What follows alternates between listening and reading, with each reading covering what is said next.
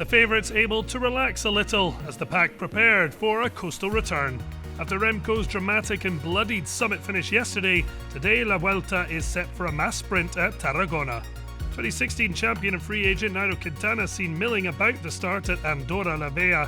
Back to the race, some pressure off Jumbo-Visma's shoulders.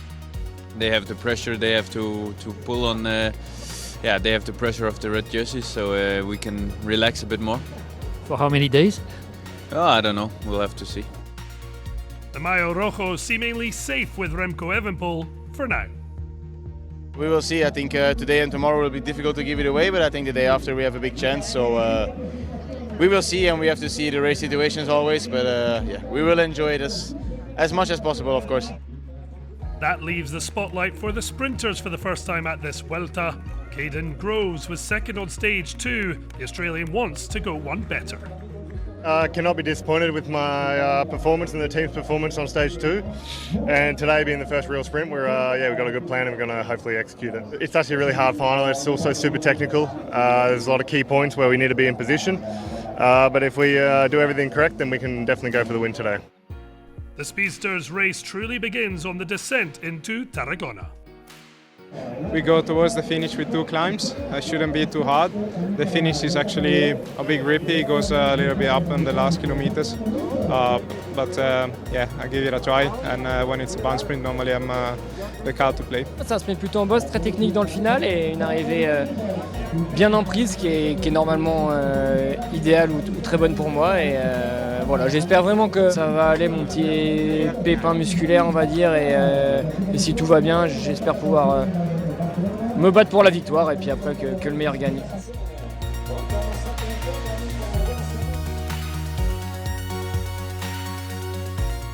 (184.6 kilometers from Andorra la Vella towards the Mediterranean). 2 Category 3 climbs, the latter 4.5 kilometers at 5.6% with 31k to go. A slight risk, but unlikely to spoil the sprinter's day out.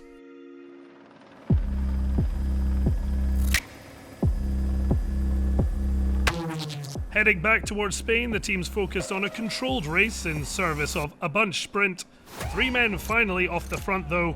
Eduardo Sepulveda, wanting to make the polka dot jersey his own, officially held by the Red Devil Evenepoel. A maximum of 6 points to the first over the summits, Burgos BH and Caja Rural, placing a man in the breakaway, Ander Okamika and David Gonzalez Lopez accompanying the Lotto Destiny rider. The trio building up an average speed of 47k per hour in a lumpy first hour on the road. Yet the gap never allowed to exceed 2 minutes 20.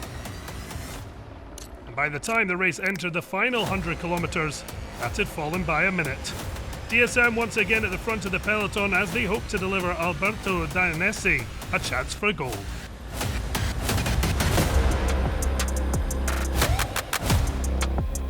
The 14th time La Vuelta a España has finished in Tarragona, the last winner, Matteo Trentin, in 2017.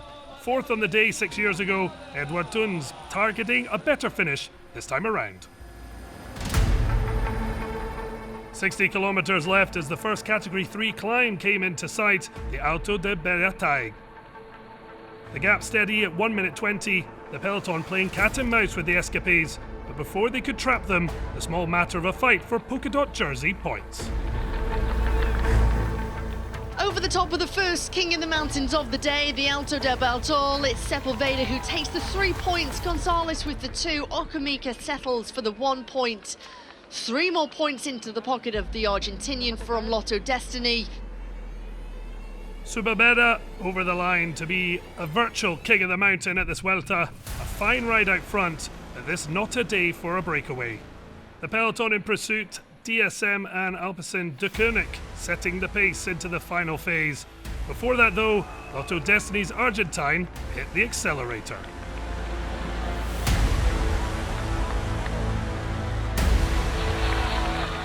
Coming towards the top of the second and final King of the Mountain of the day, Sepulveda takes maximum points, another 3 points into the pocket of the Argentinian. Mission accomplished for Sepulveda, 6 out of 6 points on the day. The 32-year-old happy to fall back into the peloton with the King of the Mountain category safely secured. That left Gonzalez and Okamika at the intermediate sprint, the latter bagging the maximum 20 points. The stage favourite showing no interest.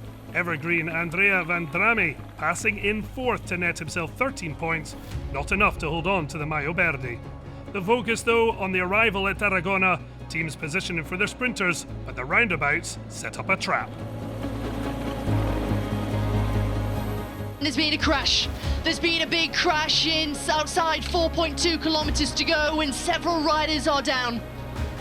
The crash coming just outside the coastal town and only 5k from the finish. Ryan Coca, the biggest casualty, a second crash in 4 days, the Frenchman out of stage 4 contention, and injuries risk a premature end to his Vuelta. One favourite down, the rest produced a thrilling climax to stage 4. He really made sure he was in the right place. But it's Ivan Cortina, we can spot him, he's coming. Rui Oliveira into this left-hander now, 400 metres to go.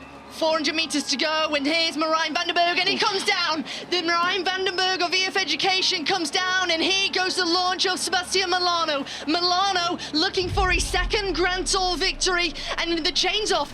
Even Garcia Cortina, he's got caught up, but here comes Milano. The Colombian is looking for the stage victory, but can Groves catch him on the line? Here he comes inside the final 100 metres. Groves, what's he got left? Is he going to take the stage? Groves on the line, and Groves takes his second victory in La Vuelta a España, his third Grand Tour stage victory.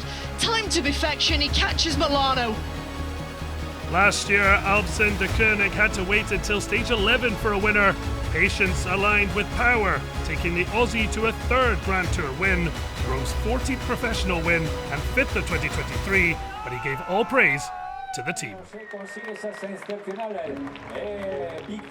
It's actually a really hard day with only DSM and ourselves controlling. I mean, I had to use two guys to control the breakaway, and yeah, that used a lot of energy, but my team was fantastic today, super aggressive, and we were always there on time, and it paid off with the victory. Groves adding to his stage 11 victory at last year's Vuelta, day 2 disappointment replaced by Tuesday evening joy. Remco Evenepoel comfortably staying red. No movement in the top 7. The first 14 riders separated by less than a minute. Sprint success sees Groves leap into green. Alpine de Koenig speedster leapfrogging Vendrame. Point break for Eduardo Sepulveda. From holding the polka dot jersey for Remco, now the Argentines outright. Evenepoel continues as the best under-23 rider. Groupama's Lenny Martinez will continue in white.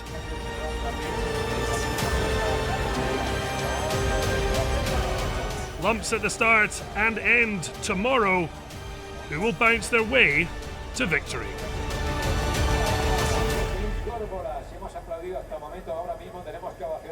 Ahora ve que está la fuga del día, también que gana la Vuelta a Castilla y León del equipo Lotto Destiny argentino, Eduardo Sepúlveda.